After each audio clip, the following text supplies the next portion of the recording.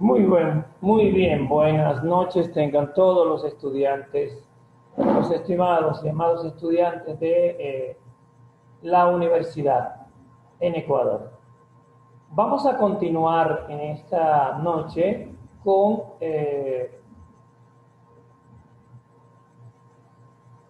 el Antiguo Testamento. Continuamos con la historia de los reyes o el gobierno a través de los reyes en Israel y todo lo que ocurrió en este tiempo. Déjenme empezar con una oración, haciéndola en el nombre del Padre, del Hijo y del Espíritu Santo. Amén. Padre amado, clamo a ti y te pido, Señor, que Dios Espíritu Santo ilumine los ojos de nuestro entendimiento para que lleguemos a comprender con todos los santos la profundidad de tu misterio revelado a tu pueblo, Señor.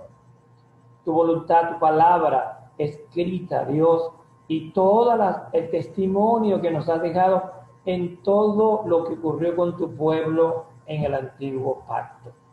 Y lo que nos has querido enseñar con ello. Padre, pido que el Espíritu Santo sea quien, con palabra de denuedo, con gracia, con sabiduría, enseñe a través de mí, instruya a través de mí. Gracias porque simplemente soy un instrumento en tus manos y tú eres quien hace todas las cosas. Esto te lo pido en el nombre de Jesús y te agradezco porque en tu buena voluntad tú lo haces.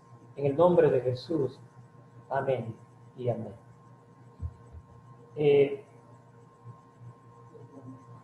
Continuamos con la división del reino. En Primera de Reyes, según capítulo 12, del versículo 1 al capítulo 16, versículo 28. Habíamos terminado con el reinado de Salomón y habíamos dicho que al morir Salomón dejó el tesoro vacío, al pueblo desilusionado y un reino a punto de dividirse. Todo esto debido a que Salomón, por tener un harén tan grande de 700 concubinas y 300 reinas, él se dejó desviar su corazón del culto o del servicio de la adoración a Yahvé de Sebaot, a Yahvé Elohim, y levantó incluso altares a los ídolos de sus esposas y a sus mujeres, y participó incluso en los cultos que se le rendían a estos, y esto trajo como consecuencia pues la división. El cisma tuvo sus raíces en la rivalidad entre Judá y Efraín. Jacob no se dio cuenta de que había sembrado la semilla de la división cuando por su favoritismo confirmó la primogenitura a Efraín. Esto lo conseguimos en Génesis capítulo 48. Voy a hablar un poquito de eso rapidito, entonces ya lo vimos. Cuando José se consigue o Jacob se consigue con José en Egipto y José le lleva a sus hijos a Jacob, Jacob los bendice y él, en vez de bendecir o darle la bendición de la primogenitura al mayor, él lo cruzó sus brazos y se la dio a Efraín. Y aun cuando a José le dijo, padre, y quiso colocarle las manos donde tenían que ir en cada uno de los hijos y decirle, este es el primogénito, Jacob insistió y dijo, no, yo sé, déjame bendecir a Efraín como el primogénito. Desde aquel momento, inconscientemente, empezó a crearse una rivalidad. Simplemente porque eso creó un estado y una actitud en Efraín como de que, si yo soy el primogénito, pues tengo la bendición, así que cada vez que vayan a hacer algo, entonces a mí me tienen que...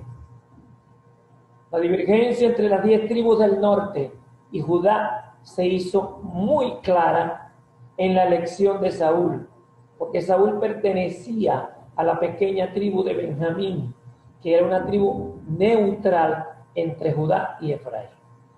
Efraín, él, por ser primogénito, pues él tenía rivalidad con Judá, y aunque Efraín era más poderosa, Judá era, desde, digámoslo, era más consagrada o más abocada hacia Dios, hacia Yahvé Elohim. Cuando David fue coronado solamente por la tribu de Judá. Oiga bien esto.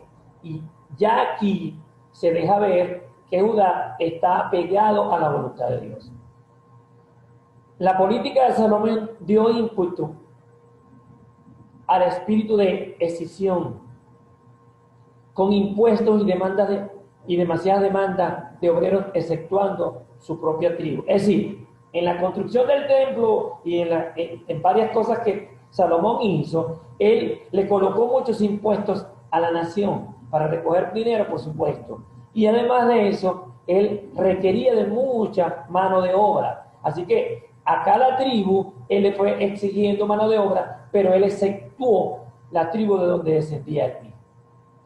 Sobre todo la debilidad espiritual de Salomón, la que aparejó el camino para la ruptura, en donde él edificó templos paganos en Jerusalén para sus esposas extranjeras, le rindió culto a Astoret, a Quemos, a Moloch, casi nada. Así sembró confusión religiosa en Israel y debilitó el vínculo espiritual que unía las tribus. Dios había advertido cada vez más claro que la infidelidad a él les iba a traer la ruina. El cisma del reino fue consecuencia directa de la idolatría de Salomón. Esto es un cuadro más o menos de lo que vinieron entonces a hacer en esa división los reyes del reino del sur, o el reino de Judá, que estaba unido con Benjamín, y el reino de Israel o el reino del norte, que eran las siguientes 10 tribus, casi nada. Sin embargo, es importante observar que las 10 tribus del norte, o las tribus esas de Israel, desde el principio fueron idolátricas. No así la tribu de Judá, quien coronó a David como rey. El reino dividido lo conseguimos en los capítulos 12, 13, 14, 15 al 16. Vemos, por ejemplo, en el 12, la revuelta que se ocasionó por Roboam. En el 13, la religión de Jeroboam. En el 14, 2 naciones en guerra y contención entre ellas. En el 15 al 16, 2 conflictos, o 2 naciones en conflicto, que creó mucha confusión. Como 2 naciones, era una misma nación, pero que se había dividido. Así que esos 2 reinos estaban en conflictos, y eso creaba mucha confusión, porque eran hermanos, por Dios. Josué los introdujo a la tierra prometida a todos, a conquistar la tierra prometida, y se dividen por no hacer caso al pacto que habían hecho en el Sinaí con Yahvé Elohim. La tribu de Judá continuó bajo el mando de Roboam, con capital en Jerusalén, denominándose Reino del Sur. Todos los reyes, tanto los de Israel como los de Judá, siguieron la mala conducta de Salomón, y el mal ejemplo que daban los reyes arrastraban al pueblo por el camino de la infidelidad a Dios. Esto es más o menos un mapa que muestra el reino de Judá, de la tribu de Judá. Hay una extensión del reino dividido. Este mapa más o menos lo muestra. Esta flecha roja que está allí muestra la división entre el reino de Judá, que lo vemos acá abajo, con esta parte verde, y el reino de Israel o del norte, que es la parte que está acá arriba. Reino del sur, reino del norte. Reino de Judá, reino de Israel. Durante los reinados de David y Salomón, la extensión del territorio que tenían a su cargo era de casi 200 kilómetros de largo, por un máximo de 120 kilómetros de Rabá a Jope, que es la zona más ancha. Cuando se dividieron los reinos, el límite entre ellos fue el valle de Mizpa. Del lado de Judá estaban las ciudades del mismo nombre, desde allí hasta Beerseba, o sea, la ciudad de Judá hasta Beerseba, hay poco más de 70 kilómetros. Frente a Mizpah, hacia el norte, estaba la ciudad de Betel, y desde allí hasta Dan había poco más de 150 kilómetros. Para hacerlo 240 kilómetros. 150 más 70 son 220. Faltaban unos 40. Así que eso se lo van a sumar al reino del norte. dos reinos divididos. Reino del norte, llamado también Israel, tenía 10 tribus, compuestas por 10 tribus, su capital era Samaria, también Betel y Dan. Y reino del sur, o reino de Judá, compuesta por 2 tribus, y su capital era Jerusalén. Roboam, su intransigencia ante las 10 tribus, precipitó la ruptura. A Roboam le faltaba sensatez, esa sensatez que nace de la disciplina que se da en el hogar y que viene de la experiencia en el trabajo. Pero Roboam fue criado, era hijo de Salomón, hijo del harén que tenía Salomón. Imagínate tú, 1000 mujeres, yo no sé cómo es ese hombre. 300 reinas, no, pero entonces, un toque de locura, con todo el que pidió sabiduría a Dios. Pero le faltó sabiduría para tener mujeres o para tener una sola mujer. Él fue criado en el harén del palacio, fue mimado, malcriado, estaba acostumbrado a la opulencia del palacio. Ante las discrepancias de los ancianos, no aceptó ni compadeció de ni se compadeció de su pueblo, e hizo llamar a los compañeros de su juventud. Él no quiso aceptar los consejos de los ancianos, cuando los ancianos quisieron darle un consejo para llevar el gobierno. No, él, como no le gustó lo que los ancianos le dijeron, mandó a llamar a los jóvenes, a los que eran contemporáneos con él, para que lo aconsejaran, para escuchar lo que ellos tenían que decir. Ellos sabrían decirle las cosas que él quería escuchar. Y por supuesto, como hacen muchos cristianos, cuando viene alguien y le da un consejo, una consejería, y viene alguien guiado por el Espíritu o alguien de parte de Dios y le da un consejo que no le parece a él, busca consejo en aquel que le va a decir lo que quiere oír. Eso pasó aquí. El hijo de Salomón se quedó solo con el apoyo de Judá y la tribu de Benjamín. O sea, la tribu de Judá y la tribu de Benjamín. Durante los 3 primeros años sirvió a Yahvé, este es Roboam, fortificó ciudades de Judá y de Benjamín, consolidando el reino del sur. El rey y su pueblo abandonaron a Yahvé y se dieron al desenfreno del culto cananeo. No dispuso su corazón hacia Yahvé, este es Roboam. Esto del desenfreno del culto cananeo es por ellos seguir permitiendo que en su tierra vivan los cananeos, cuando Dios les había dicho a ellos que no podían tener allí a los cananeos porque se iban a contaminar. En el reinado de Roboam, Judá declinó. Abías, el hijo de Roboam, siguió los pasos idolátricos de su padre, mas por amor a David, Yahvé su Dios le dio lámpara en Jerusalén y no apagó su dinastía. Asa, el primer rey reformador, reinó 41 años y fue el primero de los reyes buenos del largo reinado que coincidió con los 7 años del reino del norte, del reino del sur o del reino de Judá, y tuvo un largo reinado que coincidió con los 7 reyes del norte o de Israel. A finales del reinado de Jeroboam hasta comienzos del reinado de Acá, aunque Asa no terminó bien, su reinado comenzó muy bien. Fue creado en un ambiente idolátrico y moral, sin embargo sirvió a Yahvé en su juventud. Abías, su padre, era un rey idolátrico, y Maaca, por abuela, era su abuela, adoradora de Acera. Asa llevó a cabo una reforma quitando los ídolos de muchos lugares altos y expulsando a los sodomitas. Recuerden que los sodomitas son hombres prostitutos que le rinden culto, en este caso a Acera, porque se creía que era la diosa de la fertilidad, y ellos hacían cultos llenos de lascivia y de lujuria sexual. Y los sodomitas eran eso, que estaban con hombres y mujeres independientemente de lo que sea, sobre todo con hombres. La gran victoria de Asa sobre fuerzas 2 veces más numerosas que la suya pone a relieve la intervención divina. Animado por la victoria militar y las exhortaciones del profeta Azarías, continuó con más vigor su reforma en torno al reino del sur. También restauró el altar de Yahvé. Muchas personas del reino del norte emigraron a Judá.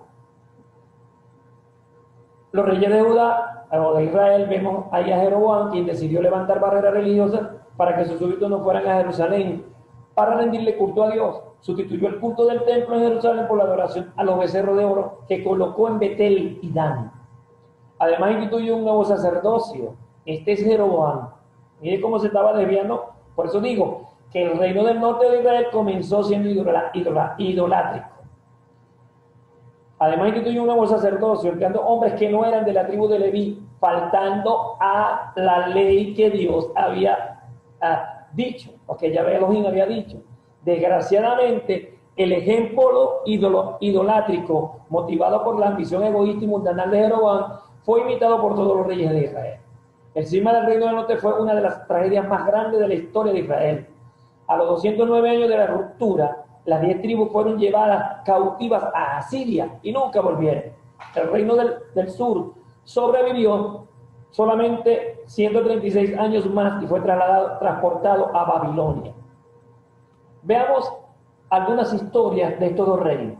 Vamos a ver a Acab y Elías. Imagínense usted Elías, el gran profeta Elías.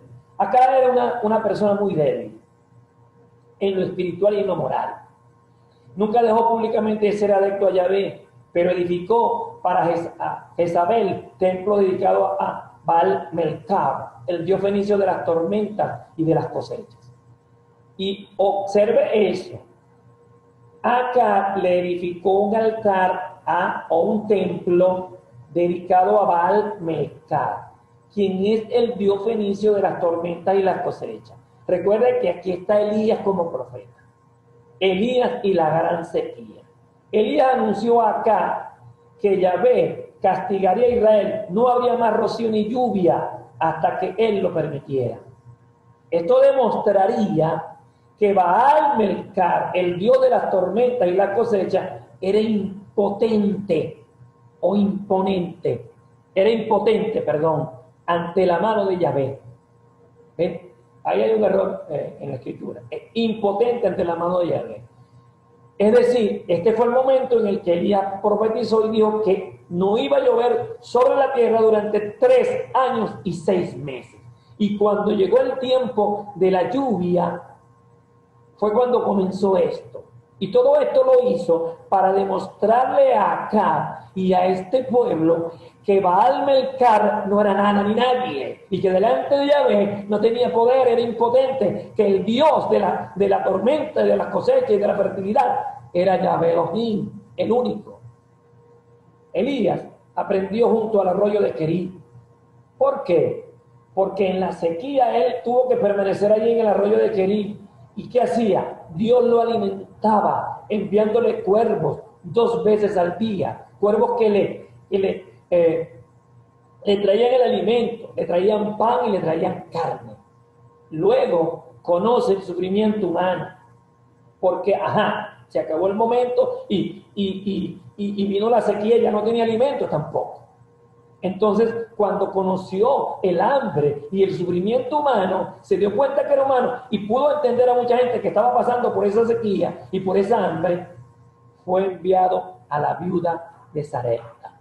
Y la persona menos indicada para hospedar a alguien que tenía necesidad de alimento era una viuda, porque la viuda no trabajaban, no tenían alimento, no tenían nada. Y la viuda de Sarepta, recuerden que lo que tenía era un puñado de harina y un poquito de aceite para hacer yo la voy a llamar arepa, tortas de harina para ella y para su hijo y no morir. Pero llega el profeta y le dice, mira, dame primero de comer a mí, y no va a cesar o no va a escasear ni la harina ni el aceite. Y eso fue lo que ocurrió. Fue enviado a la viuda de Sarepta. Además de esto, se enfrentó luego con los profetas de Baal. Luego en el monte Oreb, que es el mismo Sinaí, allí en la cueva, Yahvé le demostró algunas cosas. Yo quiero que recuerden como cuando él se enfrentó a los profetas de Baal. Ya se lo voy a comentar. Pero cuando él estuvo en la cueva, allá en el monte Oreb, en Sinaí, él necesitaba porque se creía que estaba solo, que todo el mundo se había ido a la idolatría de Baal Melcara, los reyes de Baal, y lo habían abandonado. Y entonces él se esconde, porque Jezabel lo va a buscar para matar, y él se queda allí, y entonces necesitaba que de alguna manera Dios se le mostrara. Y fíjense lo que él aprendió. Elías era un profeta de estruendo, un profeta estremecedor, un profeta que él lo que tenía era una capa y tenía un cinto o una cintura de cuero, y con eso se cubría y comía hasta poco. Pero fíjate bien, hizo descender fuego del cielo, no permitió que lloviera durante 3 años y 6 meses, y él era un profeta de portentos y milagros extraordinarios y sobresalientes, y estaba acostumbrado a eso. Yahvé no estaba en los elementos naturales más potentes, parecidos a la naturaleza del profeta. Yahvé no estaba en el viento huracanado, Yahvé no estaba en el terremoto, Yahvé no estaba en el fuego, Yahvé estaba en el susurro suave, en un viento suave, una brisa suave que vino, y allí fue cuando la voz de la palabra de Dios vino a su vida y atravesó su conciencia. Y conoció a Dios en lo apacible, no en el estruendo. Y pudo conocer a Dios de otra manera. Dios curó de esa manera el desánimo del profeta, desviando sus ojos de sí mismo y dándole trabajo que hacer. Él lo llevó a que ungiera a Asael como rey de Siria, a que ungiera a Jehú como rey del reino del norte, y a Eliseo como el profeta que lo iba a suceder a él. Estos 3 personajes serían los instrumentos que traerían juicio divino sobre la casa de Acab a su debido tiempo. Sigamos con Ocosías y Elías. Continuó la idolatría de Acab y de Jezabel. Consultaban a Baal-Zebub. ¿Recuerdan cuando a Jesucristo le dijeron por ahí? No, es que tú haces milagro por Belzebub. El Belzebub del que hablaban en aquella es de Baal-Zebub. Baal-Zebub es el dios de las moscas, dios de los filisteos. Por eso que son cochinos, los filisteos les gustan las moscas, ¿no? Los mensajeros de Ocosías se encontraron con Elías.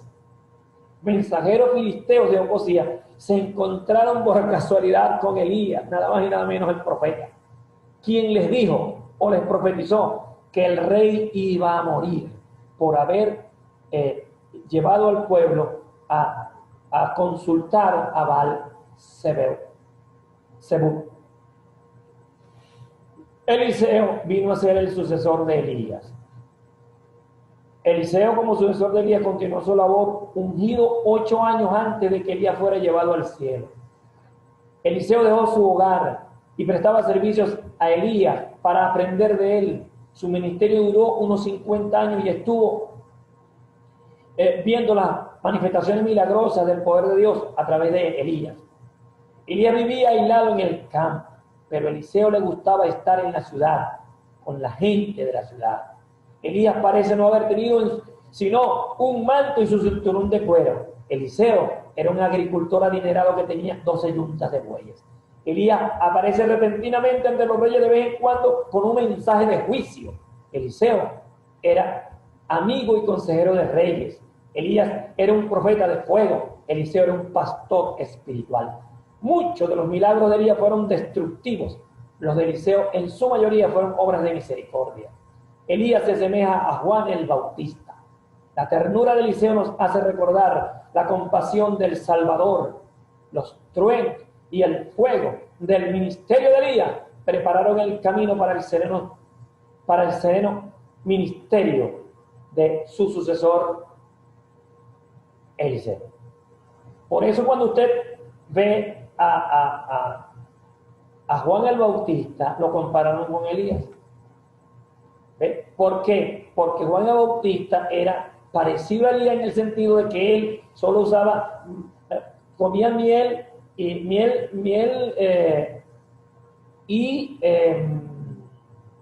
se me olvidaron estos taritas que comía él, y vestía solamente con pelo de camello y se la pasaba tal como Elías, pero era tremendo porque él, cuando le hablaba a los gobernantes, le hablaba de juicio, como hizo con Herodes. Elías es transportado al cielo. Eliseo comienza su ministerio. Eliseo predice la victoria sobre Moab. Eliseo hace que el aceite de la viuda no cese. Eliseo va hasta que la tsunamita. Y luego vemos los milagros de Eliseo en beneficio de los profetas. Vemos cómo Eliseo cura a Naamán. Vemos cómo Eliseo captura un ejército sirio. Vemos también cómo Eliseo se enfrenta al sitio de Samaria. La devolución de los bienes de la tsunamita lograda por Eliseo. Eliseo hablándole a Hazael de Siria, y finalmente observamos la muerte de Eliseo. Josafat, un buen gobernante. Los logros de Josafat fueron: fortificó ciudades fronterizas, desarraigó de Judá todos los retos idolátricos, reconociendo la necesidad de enseñarle al pueblo la palabra de Yahvé. Organizó equipos con altos funcionarios acompañados de levitas y de sacerdotes, quienes se dedicaron a visitar todos los lugares del reino donde le enseñaron la ley de Yahvé. Esto para mí es extraordinario. Mire, si hay algo que honestamente yo debo reconocer, que a mí me apasiona y me ha apasionado durante toda mi vida, desde que tuve mi encuentro con Jesucristo, es que uno tiene que leer, estudiar las Escrituras. Que es un cristiano que no conoce la Biblia, que no conoce lo que Dios tiene que decirle, que no se deja predicar por Dios a través de la Biblia. Uno tiene que estudiar las Escrituras. Y una cosa extraordinaria que hizo Josafat fue precisamente organizar a los levitas y los sacerdotes para enseñarle la ley de Yahvé al pueblo. ¿Por qué? Porque eso le iba a traer a ellos beneficios. Todos los males que hasta ahora les habían ocurrido a ellos era haberse alejado de la ley, haberse alejado de la palabra y haber tomado la idolatría de los otros dioses. Además de esto, estableció un sistema para administrar justicia, compuesto por sacerdotes, por levitas y por laicos de edad madura. Yo respiro profundo y yo suspiro con esto, porque yo le pido a mi Señor la redención de mi pueblo, de mi país hermoso y maravilloso, que un tiempo le dio acogida a prácticamente toda América Latina, mi país Venezuela, que está pasando por un momento tan oscuro y tan difícil. Yo he pedido y clamo a Dios porque espero su intervención para ser libre de este sistema que ha llevado al pueblo a apartarse de alguna manera de Dios. Óigame, y cuando yo leo esto, yo suspiro y hasta me quebranto muchas veces, porque digo, si tú lo hiciste una vez, lo vas a volver a hacer. Tú eres un Dios que no cambia. Yo creo que Dios es un Dios maravilloso. Josafat hace alianza con la casa de Acab, y se ve la victoria de Moab, y sobre Moab y Amón. Jehú, otro importante que fue ungido por Eliseo, por Elías.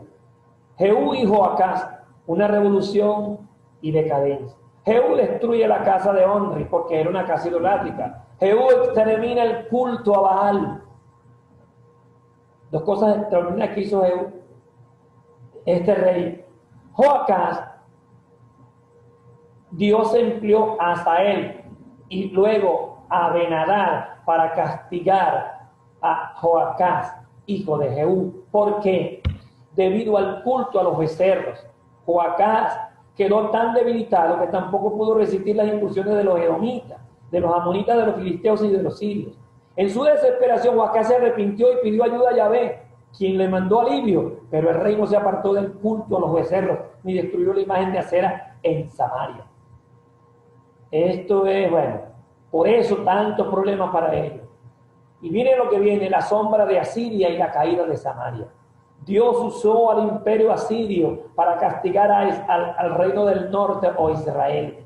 Durante el reinado de Salmanasar comenzó el periodo de conflicto entre Asiria y los reinos hebreos. El fin del reino del norte fue precipitado por la voluntad de Oseas, su último rey. Ezequías donde hubo reforma y supervivencia. Ezequías fue el más fuerte y mejor de los últimos reyes. Él limpió, abrió de nuevo el templo. Él reanudó la celebración de la Pascua e invitó al remanente que había quedado en Israel o en el reino del norte después de haber caído Samaria y de haber sido cautivada o gobernada llevada en cautiverio por Asiria. Quedó un pequeño remanente y este caballero reanudó la celebración de la Pascua e invitó a ese remanente que había quedado en la tierra del desaparecido reino del norte a participar en la Pascua. Además de eso, eliminó la idolatría en Judá. Organizó los turnos de los sacerdotes y levitas para que sirvieran en el templo y reformó la recolección de los diezmos y de las ofrendas, o mejor dicho, uno lo llama diezmos y ofrendas, que de hecho es así, porque lo dice Malaquías, ¿verdad? Pero básicamente ahí era todo lo que tenía que el pueblo llevar ante Yahvé Sebaot, o Yahvé Elohim. Veamos ahora a Josías. Josías es uno de los, se ve en él uno de los últimos reyes, reforma y desvanecimiento de una esperanza. Uno de los periodos más felices en la historia del reino del sur de Judá. Se caracterizó por la reforma, la paz y la prosperidad. Los profetas de Judá en esta época fueron Jeremías. Oiga esto: Jeremías, Sofonías, Nahum y Habacuc. Este tiempo de Josías, tiempo hermoso de reforma, de paz y de prosperidad, tuvieron estos profetas tan tremendos que hicieron una labor muy especial. Fue un tiempo de una intensa actividad profética en la que la nación oyó las urgentes advertencias de un juicio inminente. Pero después de la muerte de Josías, el reino volvió a entregarse a la idolatría. Miren lo importante que es un gobernante que teme a Dios. Sedequías era más débil, otro reino allí, después que murió Josías, vino Sedequías. Él era más débil que malo. Los falsos profetas le aseguraron a Sedequías que Dios había roto el yugo de Babilonia. Jeremías, el profeta Jeremías, trató de persuadir al rey y a su pueblo que sería fatal ir en contra de la voluntad de Dios, pero no hicieron caso. Entonces Nabucodonosor atacó inminentemente a Jerusalén. Los babilonios entraron fácilmente en la indefensa ciudad. El templo de Salomón fue destruido. Todos los habitantes de Jerusalén, salvo los pobres, fueron llevados cautivos a Babilonia. El cautiverio babilonio, mire lo que ocurrió aquí. El cautiverio babilonio produjo varios cambios en el carácter nacional de los judíos. Primero, la mayoría de los judíos fueron libres de la práctica idolátrica. Desarrollaron una fe más firme y más clara. Las sinagogas reemplazaron el templo. Y desarrollaron una fe más firme y más clara. Y las sinagogas vinieron a reemplazar al templo. Ahora empezaron a rendirse en sinagogas. Los judíos apreciaron como nunca antes lo habían hecho la palabra escrita de Dios, de Yahvé. La religión judía desde entonces hacía más énfasis en lo personal. Los judíos apreciaron el idioma arameo de Babilonia como un dialecto popular. Desde el cautiverio en adelante se llamaron solo judíos, puesto que solo los hebreos del reino de Judá se mantuvieron como pueblo apartado de las naciones, lo que Dios había dicho. Al volver un remanente de los judíos a Palestina en el 538, estos ya no buscaron las alianzas con otras naciones y se apartaron con horror de todos los extranjeros. Miren todo lo que tuvo que ocurrir para que aprendieran qué era lo que Dios les había dicho. Dejaron de ser un pueblo agricultor y ganadero para convertirse en un pueblo de comerciantes que vivían en las ciudades. Eso es lo que ahora son los judíos. Eso es lo que son el pueblo de Israel hoy en día, comerciantes. Y no que no trabajen la agricultura, pero son más comerciantes. La diáspora preparó el camino para la evangelización del mundo conocido en el periodo cristiano. Los judíos, por medio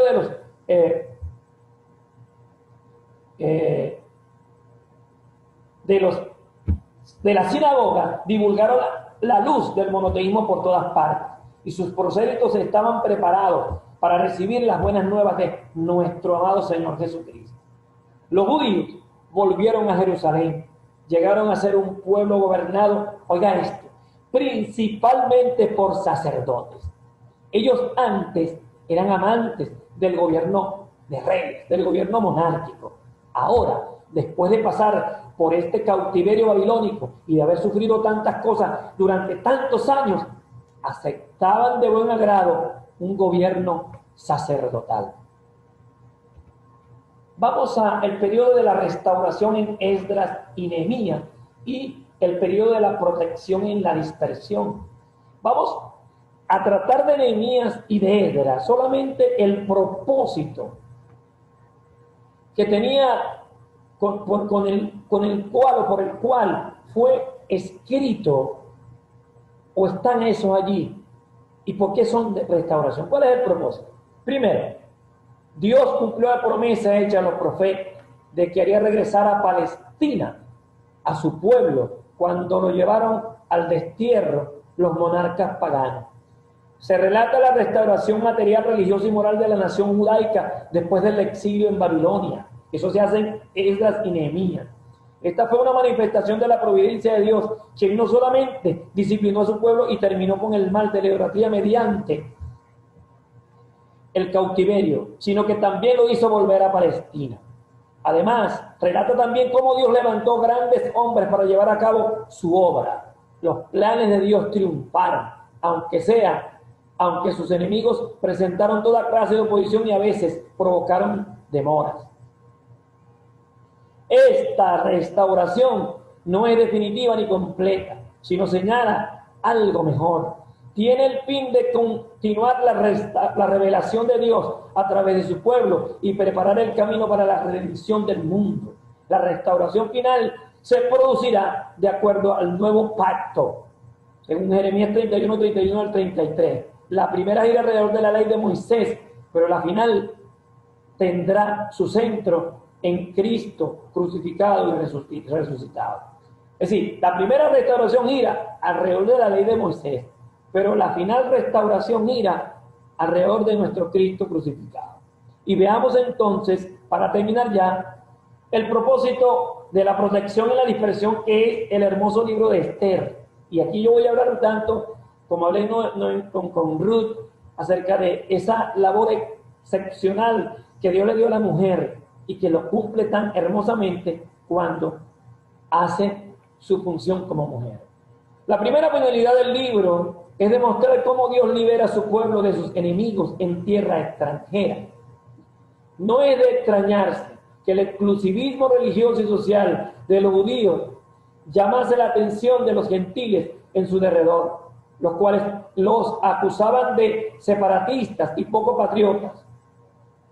El antisemitismo ha tenido una larga historia y continúa hasta el día de hoy teniéndola. El libro de Esther enseña que la seguridad y la supervivencia del pueblo judío en medio de los gentiles dependía exclusivamente de la ayuda que Dios le prestaba. Donde quiera que se persiga a los judíos, este libro de Esther les inspira confianza en Dios, quien también los liberará de la muerte y de la aniquilación si vuelven a Él arrepentidos. Por eso, Esther es un libro muy querido para este pueblo.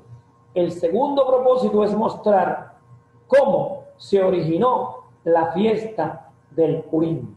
Eso lo vamos a tratar finalmente la semana que viene.